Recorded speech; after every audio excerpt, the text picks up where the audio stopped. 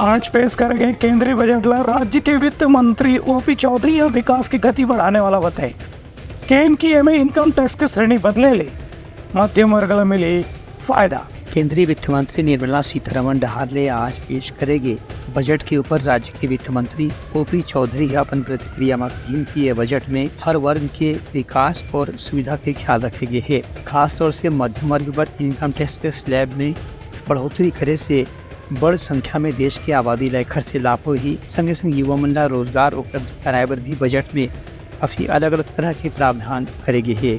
खास तौर से कर्मचारी राज्य बीमा निगम और पीएफ फंड के योजना के तहत भी नवा रोजगार के सृजन के में इंतजाम करेगी है। मोदी 3.0 का पहला पूर्ण बजट आज प्रस्तुत हुआ है और बजट को देखकर मोदी जी का जो संकल्प है 2047 तक विकसित भारत का, उसमें नींव के पत्थर के रूप में एक महत्वपूर्ण कदम के रूप में बजट साफ तौर पर देखा जा सकता है। ज्ञान इंक्लूसिव डेवलपमेंट के हिसाब से प्रमुख प्राथमिकता है। गरीब, युवा, अन्नदाता, नारी शक्ति, इस पर मेजर फोकस है। वहीं विकसित भारत के लिए 9 प्रायोरिटीज 9 प्राथमिकताएं निर्धारित की गई और हमारे छत्तीसगढ़ जैसे राज्य के लिए बहुत हर्ष का विषय है कि इसमें प्रधानमंत्री जनजातीय उन्नत ग्राम अभियान योजना प्रारंभ की गई है। हमारे प्रदेश की लगभग 32% आबादी अनुसूचित जनजाति वर्ग के भाई बहनों की है।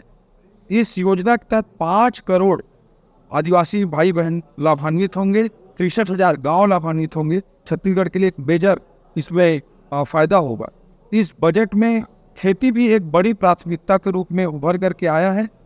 खेती सर्वोच्च प्राथमिकता है, 9 प्राथमिकताओं में से एक बड़ी प्राथमिकता है और इसमें रिसर्च इनोवेशंस पर विशेष बल देने की बात कही गई है, क्योंकि प्रोडक्टिविटी को बढ़ाना और आज जो क्लाइमेट के चैलेंजेस पैदा हो रहे हैं ग्रीन हाउस इफेक्ट वगैरह के कारण, उसके कारण क्लाइमेट रेजिलिएंट जो वेराइटीज़ हैं उनको डेवलप करना आज के कृषि की ज़रूरत है। इस पर विशेष फोकस इस बजट में देने की बात कही गई है और 109 वेरियस वेराइटीज़ डेवलप किए जा रहे हैं बीजों के अलग अलग प्रोडक्ट्स के, और 32 हार्टिकल्चर क्रॉप्स के अलग अलग वेराइटीज़ डेवलप किए जाएंगे, रिसर्च किया जाएगा। उनका कहना से कि ये बजट के ही कारण देश में स्टॉक मार्केट के जो असर है वो काफ़ी सकारात्मक देखे पर मिलत है और एक से औद्योगिक क्षेत्र में भी विकास के गति निश्चित रूप से तेज हो ही।